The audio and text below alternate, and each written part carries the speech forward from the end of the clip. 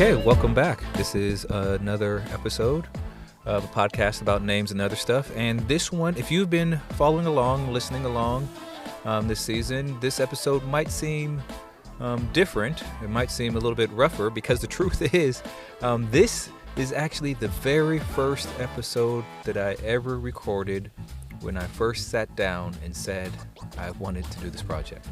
So yes, I am airing them out of order of when recorded, just based off of, I don't know, how I felt like it might be fun to put them out. But you're going to meet a friend of mine, and I'm not going to say their name because you're going to find out in this first episode. But in this episode, as you learn about them and their name, it's a very interesting and wonderful and beautiful name, but also you're going to learn about faith and how that plays into their life. You're going to learn about sacrifice and how that helped make them the person they are. And finally, you're going to learn a little bit about defending other people. This person very much so has lived their life as one who makes defending others their goal. So I hope you've been enjoying this journey we've been on so far. Feel free to like and share and all those other things that people do with things these days. But also you can leave a comment or leave a review. You could also go and check out some of my other projects that I've done over the years. There's one called A Podcast About Names and Other Stuff, which is one that we're listening to right now. Then there's a podcast about God and other stuff. My first podcast I did with a friend of mine a few years back. Then there's been Passing Through Some Hard Times I did with some other friends of mine, looking at race relations. And then there's also my more out there one, at least according to my wife, it was the Fuzzy Podcast, where just looking at some of my writings over the years. So feel free to go and check out any of those other works as well. But right now we're going to get to meet this friend of mine. And yeah, I hope you enjoy.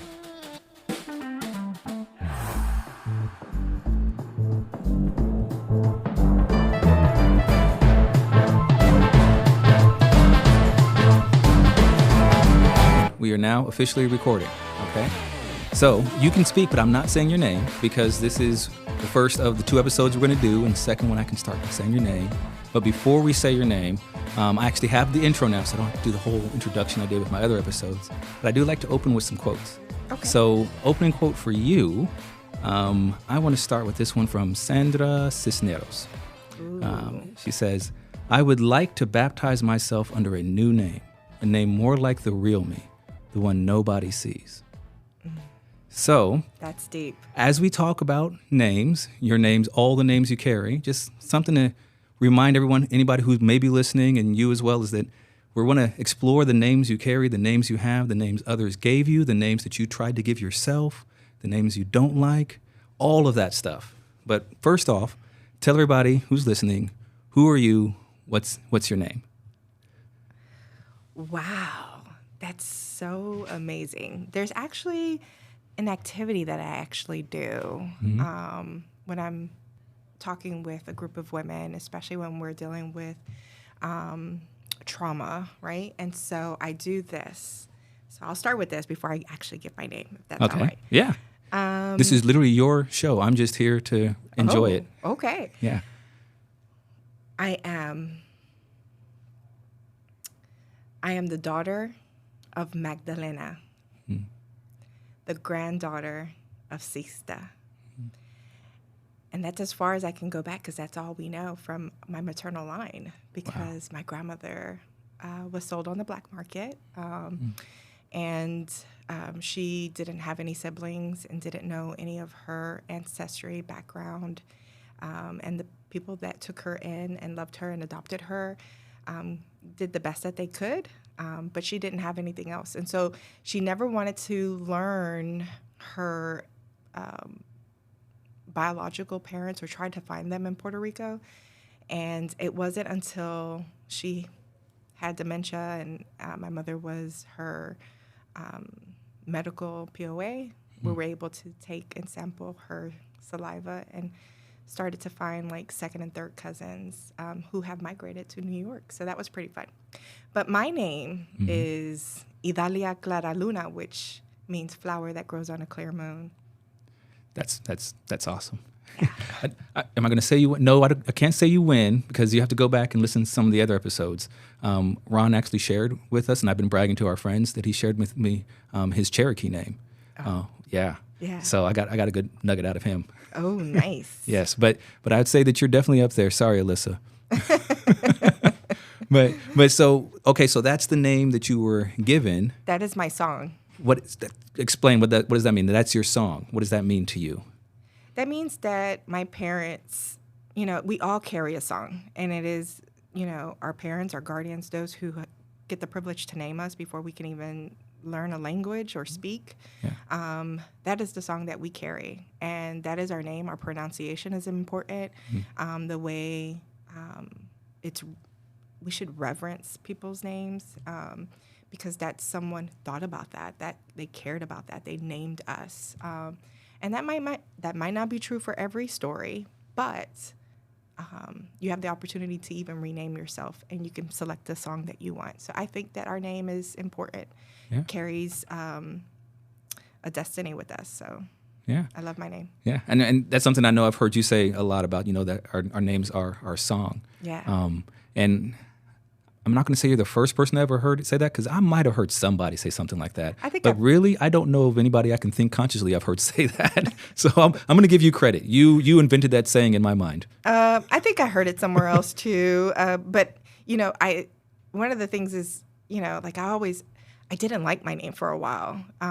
We tried to assimilate as much as possible. Yeah. I grew up in a household that my mom and my dad, there was huge conflict in how we were brought up in our culture and our ethnicity. Like my dad received trauma growing up in American schools and wanted to assimilate as much as possible and want us to assimilate and not have an accent and not have Spanish as our first language. And then my mom, on the other hand, was embracing culture, embracing our ethnicity. It was in your face, power to the people.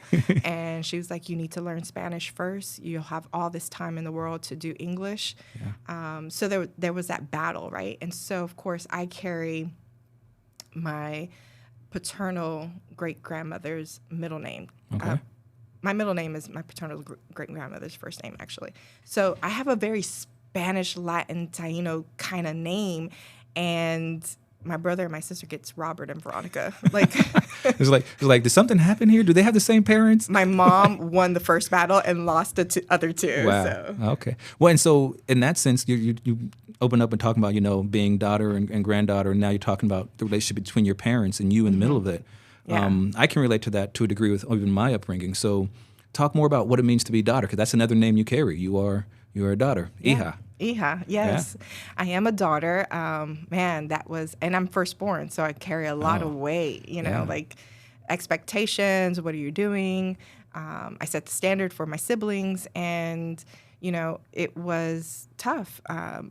My father struggled all his life with an addiction, with drugs, and unfortunately his life was succumbed to that.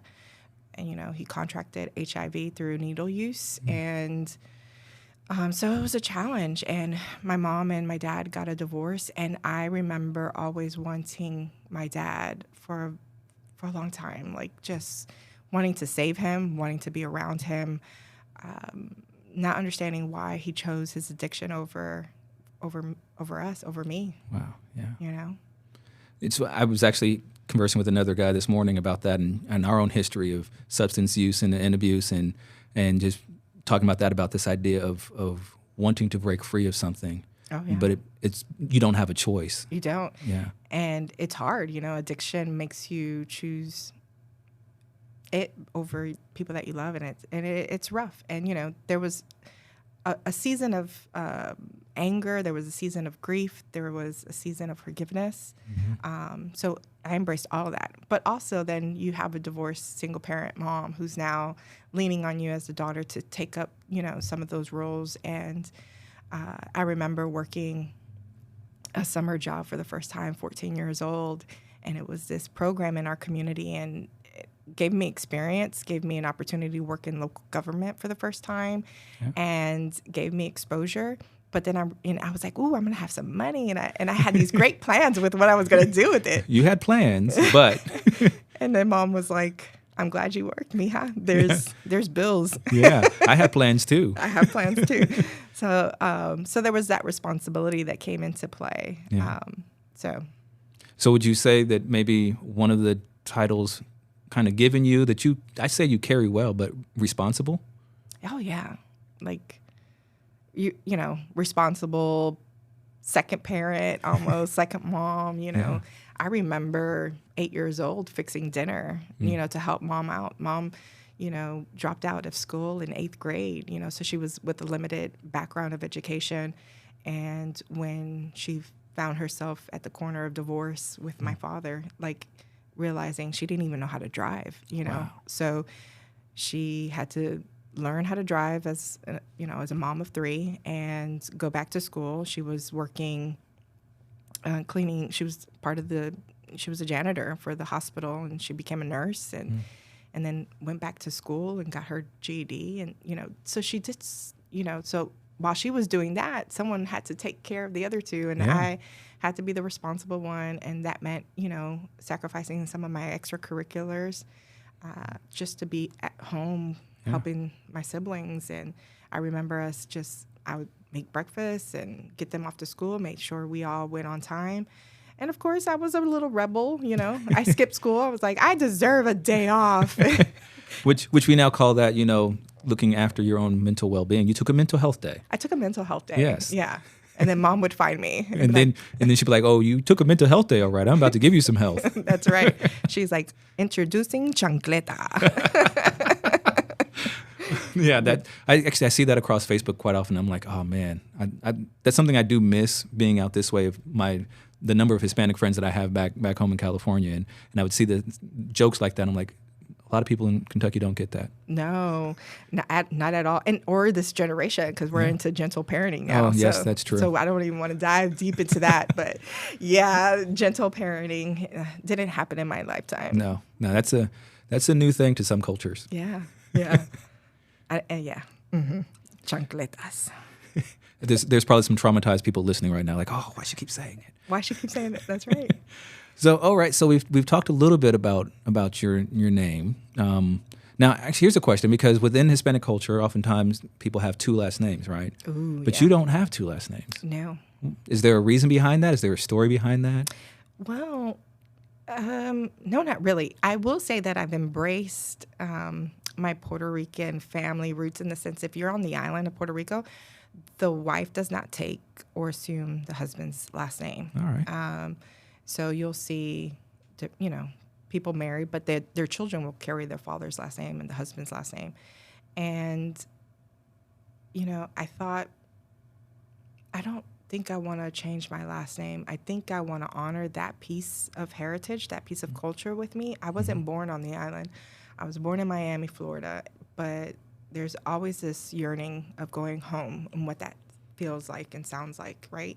And so I wanted to keep that just authentically me still. And also, I never found a partner that I really like their last name to give up. So let's be honest. Like, we can make children together, but I don't want your name. My poor kids. Got to carry that last name. Yeah. So, you know, I kept my last name. And then now it's like, I like it. Like, yeah. It's your song. It's my song. Yeah. So because of you, I've actually had that conversation a little bit with my own daughters. You know, because before that, I was like, well, this is your name for now, and you'll grow up and get married. But I've started changing that and saying, well, depends on who you marry and what culture you're in, because I know some of my daughters are looking to travel, and just embracing the fact that this is a unique cultural thing. You might actually have this name forever. Yeah. I don't know. We'll find out when you get married. And why do we have to change our names? Why does society dictate that to us? Like, well, that goes the idea of essentially. I mean, this is not what this podcast is about, but there is a history of owning wives, essentially, that has a huge connection to that. So exactly, and that's where you see some last names, de Jesus, and it's not that it was because de means of, and you're yeah. So I mean, you opened my eyes to that, and I've changed how I've spoken, because I mean, even my daughters are like, well, I like my name. Well, you know what? Actually, you might end up keeping it after all. I mean, I'm now realizing that there are many cultures in the world. There's many, and you can create your own. Yeah. Yep. So, speaking of cultures, if you had to say, if I were to put you in a box, a very, very big box, okay, so you'd be comfortable in it. Okay. But this is a box that is saying, what is your cultural identification? Name your culture. Ooh. Yeah. Well, I would say that I carry the Puerto Rican ethnicity, but I carry the line for my Taino and Arawak community. I also carry the bloodline of my Benin and Togo from West Africa. I carry the line of my Irish descent. And I also carry the line of my European Iberian Peninsula. So I carry all of them. I carry, we say, in Puerto Rico, we have los tres razas, which is the Indian, el Africano, el blanco americano. Bueno, no americano, but the European, Iberian. So that was, we have that. And so I carry all of that. I embrace all of that. Yeah. And what does that look like for you, embracing that? Something that I know that you do, and we'll eventually get into your titles as well, here locally, which is one of the ways I got to know you. But something that I know that you do is how you always do the land recognition when we start doing things. And so that's one way that I've seen that you carry respect wherever you go. But how do you, for example, what do you teach your children about this? How do you try and get them to understand these different parts that went into making them? Or do you not talk about it at all? I mean, because that's also there are people who say, you know what, this is me. I'll leave it to my kids to decide if they want to discover this themselves. How do you approach that with your children? So my approach has always been when they start to question. I don't bring it up. We don't start early. To me, that's indoctrination. But when they start to question, I then give them questions as well. So I think at one point, my son was probably second or third grade, and he came to me and he said, I think I'm white. And I said, okay, cool. Yeah. What makes you think that? Well, everybody that I go to school with, majority of them, that's what they say they are. So that means I'm white. I was like, that sounds like confirmation bias to me. Oh, yeah. No, you're not teaching your kid big words at an early age at all. So I was like, oh, okay, well, what color is your dad? What do you think your dad is? You think your dad's white? And he's like, no, my dad's black. Oh, okay. Yeah. All right. And so we start those conversations, and then I break down exactly, because I'm like, I'm Puerto Rican, and what does that mean for me to be Puerto Rican? And I have this blended heritage. Yeah. We've got 3 strong races, and you go to Puerto Rico, they talk about it. It's African, European, and white. I keep saying the same thing. Oh, my goodness. European, African, and Indian, right? It's the Taino. And so that means all of that's in you. And so we've had those honest conversations. Then the baby comes along, and he's like hearing the conversation because he's Mr. Nosy Body, and how the last one, the babies, they're in everything, Always. Every adult conversation. I'm like, what are you doing here? This is not appropriate for you. And he's like, I'm peachy tan. So, So for a while, he identified as peachy tan, and that was cool. Yeah. My middle daughter really hates the idea of me being considered black because she's like, that makes no sense, Dad. That's not the color your skin is. I'm like, Pen, you're not understanding. She's like, no, you're not actually black, though. I don't understand. Right. She's kind of given up having the fight now and just accepting the fact that this is the way I'm described in the world.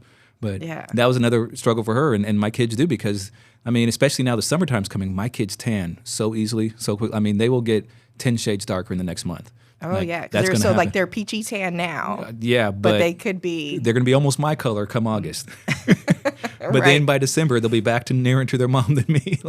That's such a construct that we've created as mankind, right? That, so I get it. It's tough. But I just try to tell my kids, most importantly, we have to acknowledge, first and foremost, the land that we're on, and acknowledge the inhabitants that actually lived here. Because if we don't do that, we're erasing stories.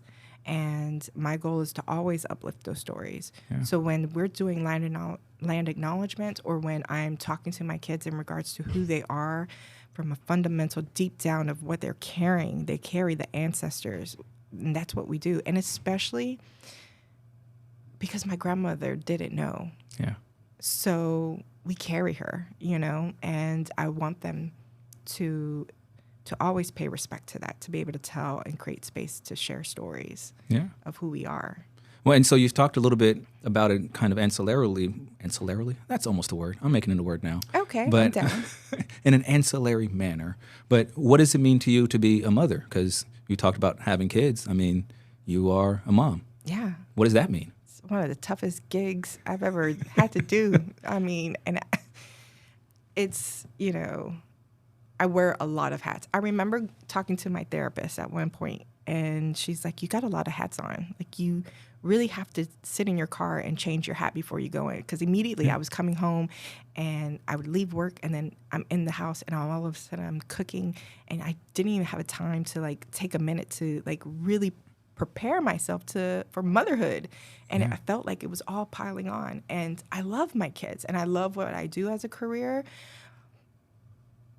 And I think if I ever had to pick, I would always pick motherhood, even if it's the toughest gig, because they're my purpose of what I do. I want to be able to make change that impacts their lives and then their kids' lives. Yeah, that's good. Actually, when you were saying that, I think it's maybe Peruvian or somewhere in the Andes. I feel like there's a culture where the people, they wear like multiple hats. Oh yeah. Yeah, I was just thinking that when you were saying that. I was just imagining you like climbing up the side of a mountain with all these hats balanced on your head. Exactly. Because in a way, that is motherhood, right? It's like you were literally like climbing up a mountain with all these hats balanced on your head.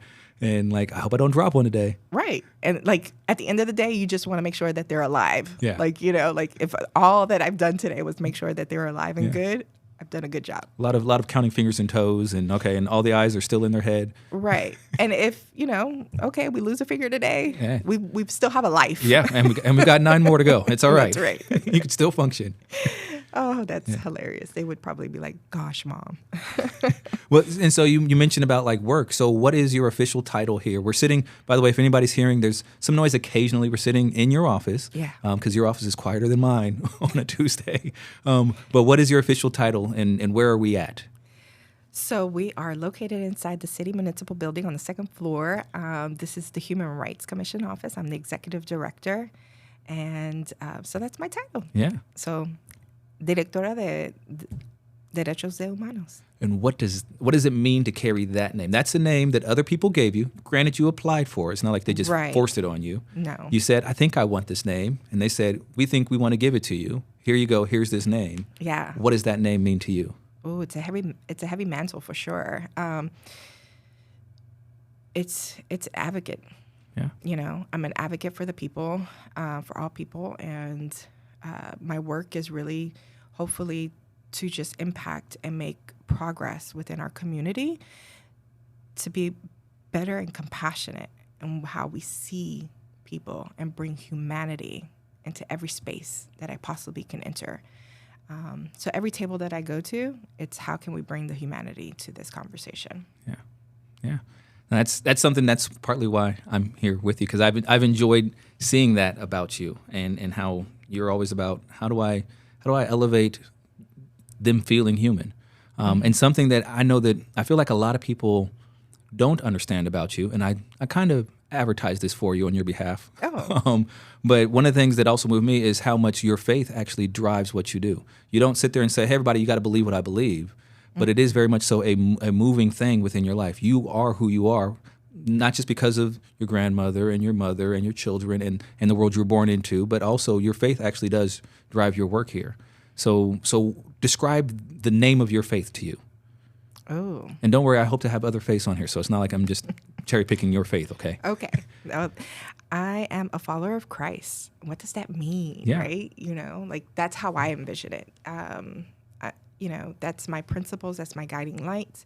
But if you're looking at official title, I grew up in an apostolic Pentecostal church as a child. I did not know that about you. See, this is why I like doing this. So I was born and raised into the Catholic Church.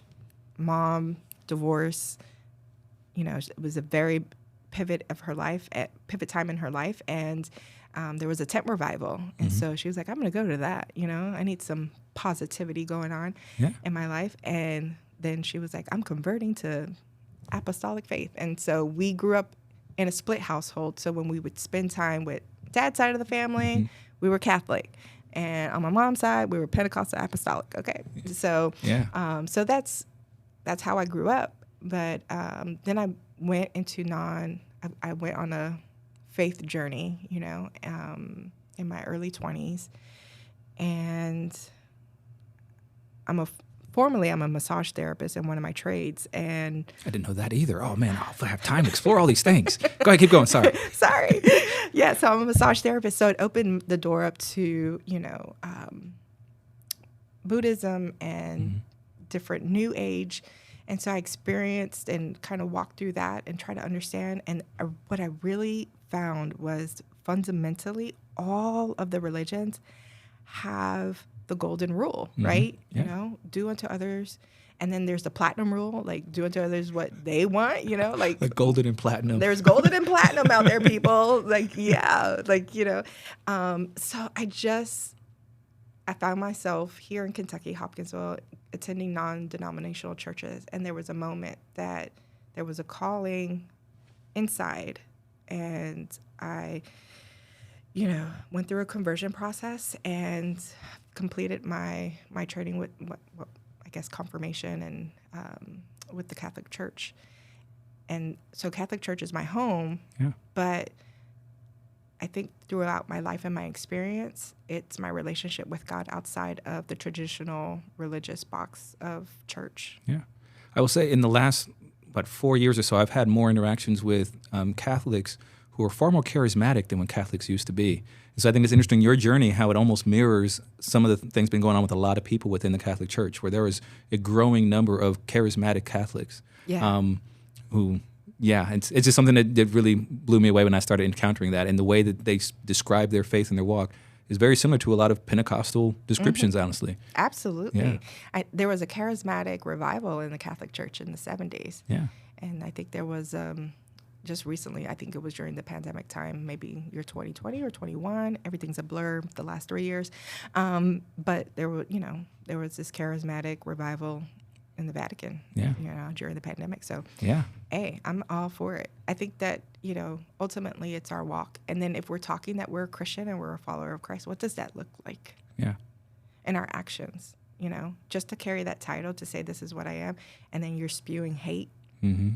It's not a great reflection of who he is. Well, that's something I like about you. I can say that even when I've sat with you and you've had some very unhappy things to share about experiences with people, like you're like, and I can see you're worked up and you're not happy with this person or this situation or this thing.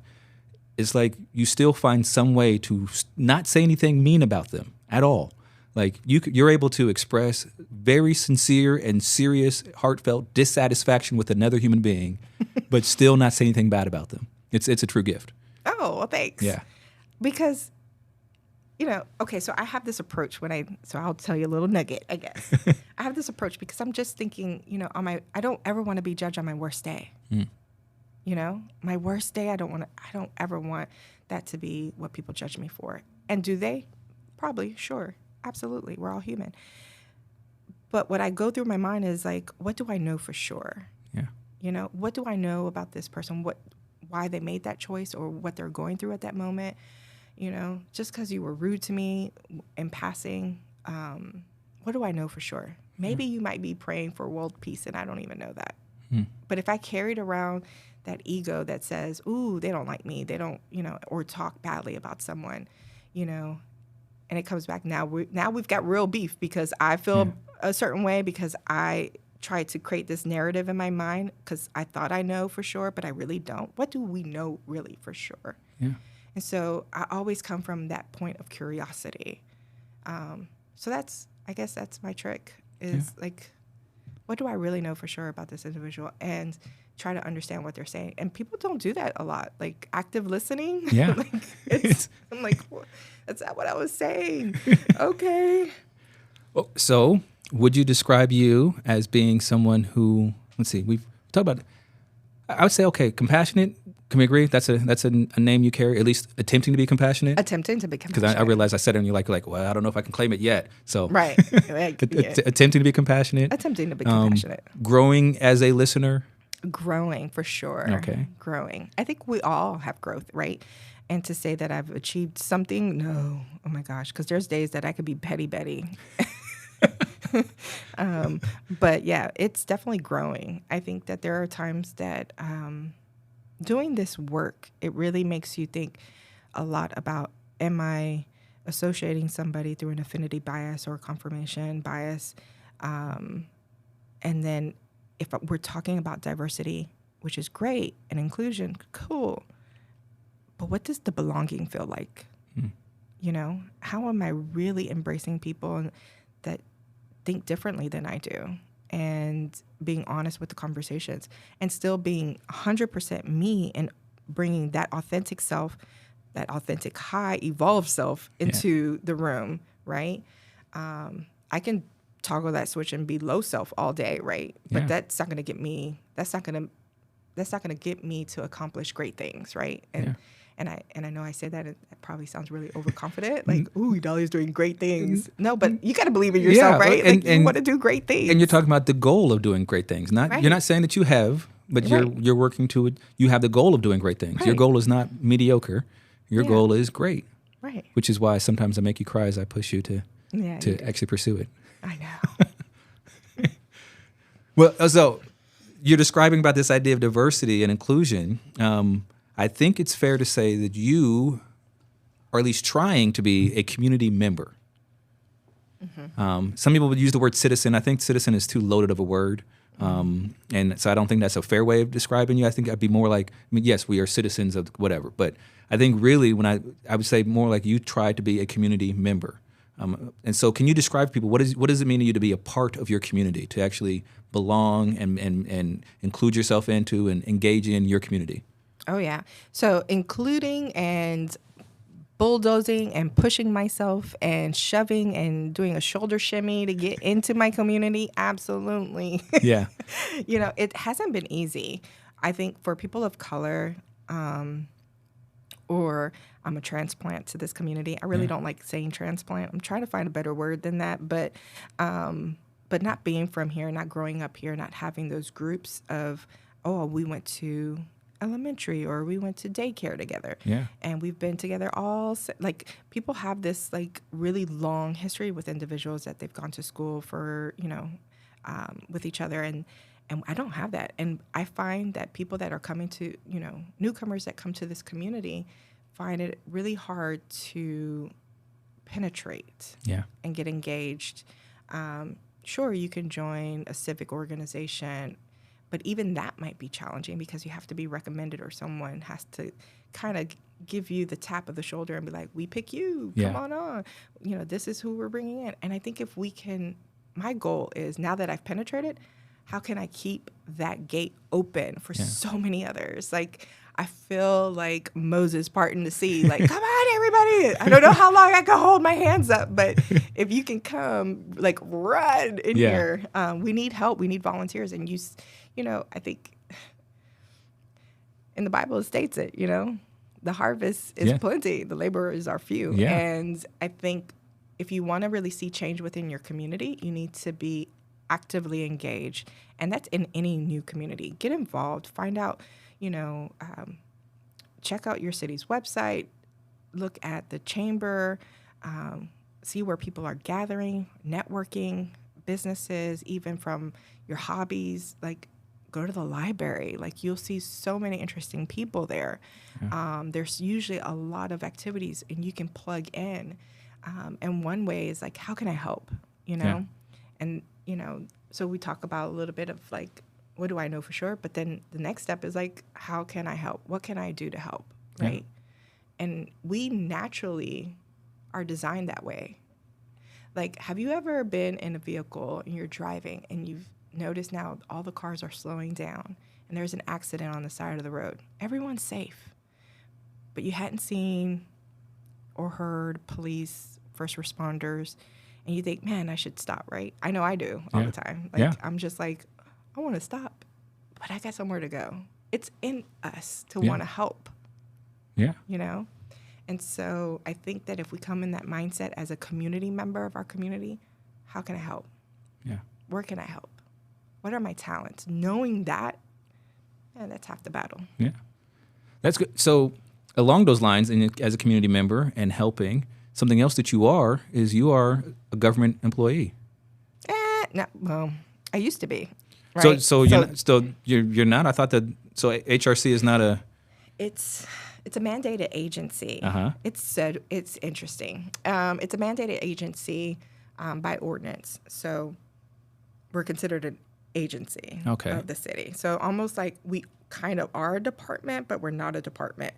We're housed inside city government, but so we're kind of quasi-government. So okay. So maybe, yeah. So you're I don't know you're government-ish. I'm government-ish, which I'm fine with. Yeah. You know? Well, I mean, because I know that's something. Again, I see how people respond when and I'm not saying anything you don't know, so I don't feel bad saying this, but I'll go to an event and your name will be on the list, and I'll see people have that unconscious initial reaction of, oh, Idalia's here, HRC, she's going to do that thing about the Native American something or other, right? And like, so to a Here degree, comes the heavy. To a degree, you do have that. Essentially, that stigma against you of you're that government lady who's always talking about people's rights, again and again. Yeah. Why? So that is a name, a title that you kind of carry. Absolutely. How do you feel about that impression people get? And again, I don't have it personally because when I see, I'm like, oh, cool, she's here. Like that makes me want to be places because I like you. Yeah, absolutely. I mean, well, thanks. but it bothers me a little bit when I see it. But what I've perceived is people push back for two reasons. Either they push back because they're afraid of this idea of inclusion and diversity, which is a whole nother thing. Right. Or they push back because they see you as, once again, the government's going to be here to tell me how to be happy.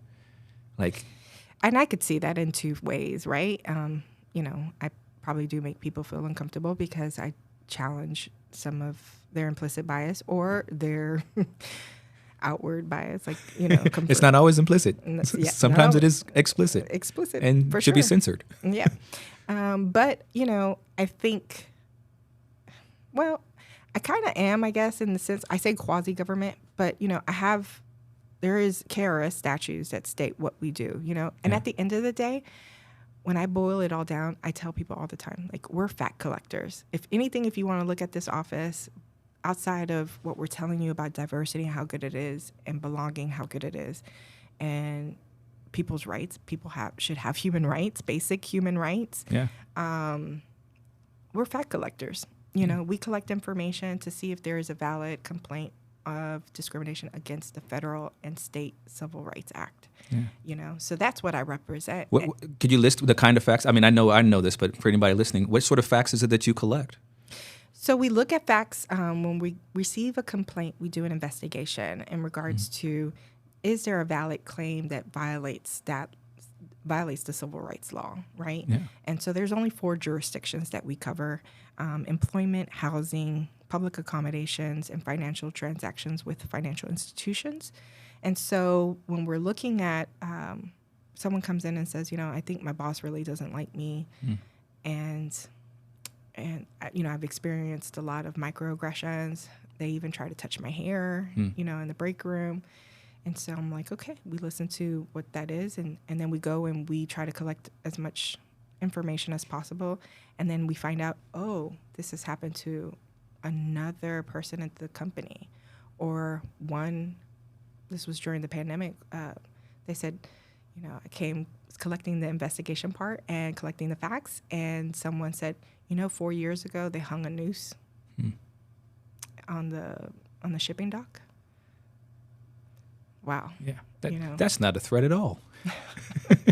So they're just stating facts. How is that offensive? Right.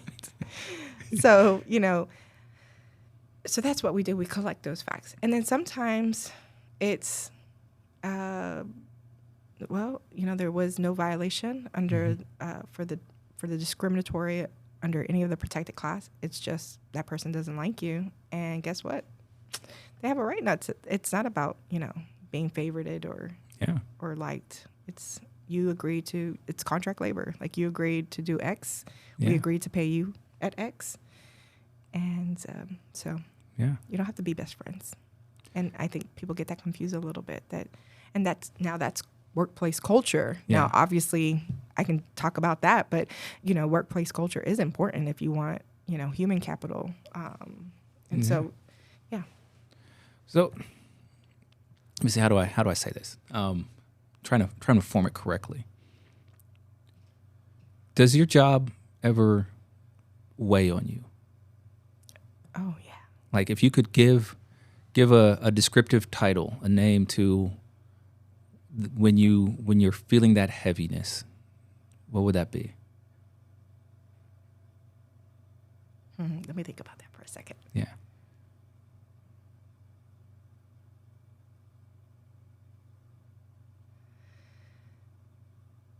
I think it's going to sound cheesy. It's all right. I am the jar. I'm the tear collector. Yeah. I carry the jars of tears. Like, that's the heaviest. Because when people come to me, they're in crisis mode. They felt violated. They felt hurt. They felt unseen.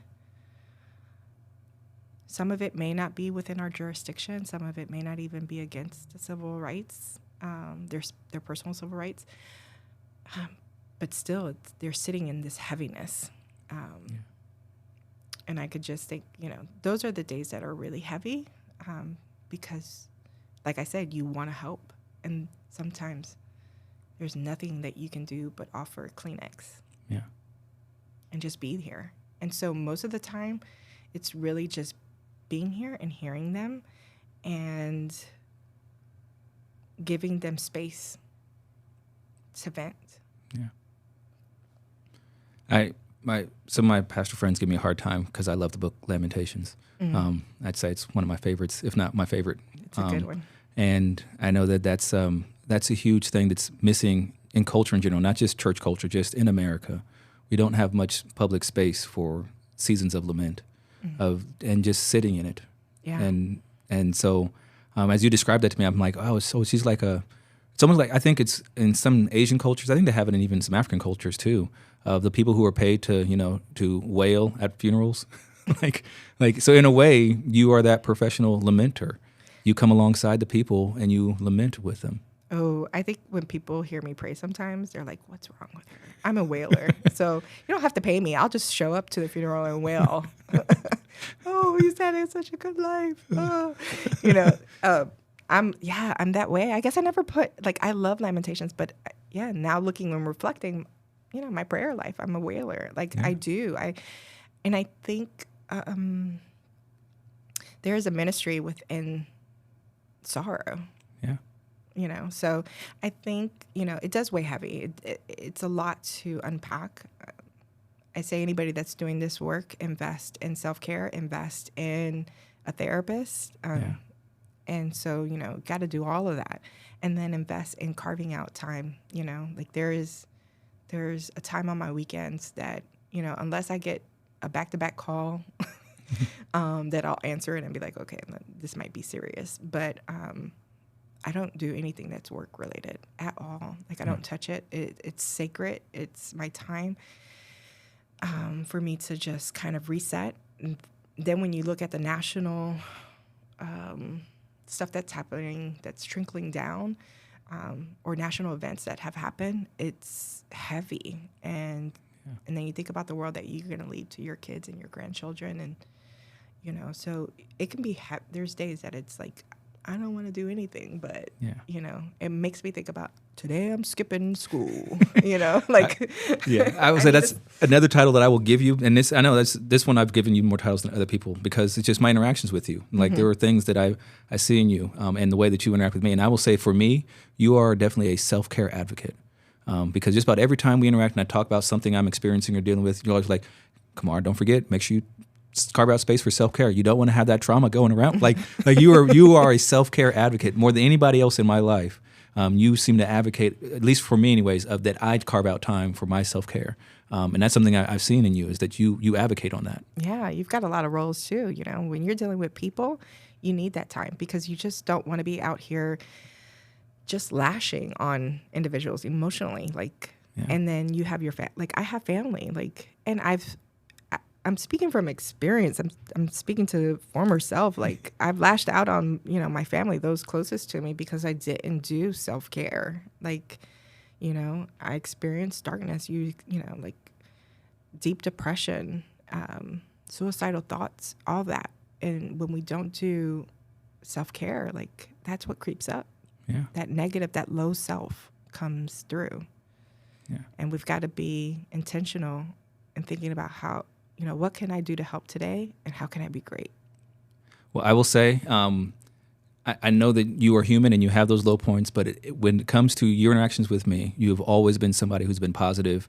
And I can even see sometimes you're not having the best of day, but you have always been a positive result in my life. Like, I always leave not feeling like I'm more burdened. Like you don't do that for me at all. Oh, good. So I know for me, it's like sometimes I think I that's good to hear, but I feel like I'm harder on myself, Yeah. Like, I think we all are a little bit, but those of us who strive for greatness. yeah. Yeah. I'm like, oh, I could have done that better. I could have been better. I could have been more present. But that's what keeps me pushing. Like, okay, like I find that as challenge accepted. Like, why am I feeling like that? And of course, as a Latin woman, as a woman of color, talk about imposter syndrome. Yeah. And so then I have to like acknowledge it and say, okay, no, that's who's talking right now, Yeah. Well, hey, we're gonna stop right here for this first half, Okay. and then we're gonna have a whole nother half. And I will warn any listeners, the second half we're actually gonna start a little bit sadder, just as a heads up warning. But we're gonna pause here and we're gonna take a break, and then we're gonna have this whole nother episode that's coming next. All right, stay tuned.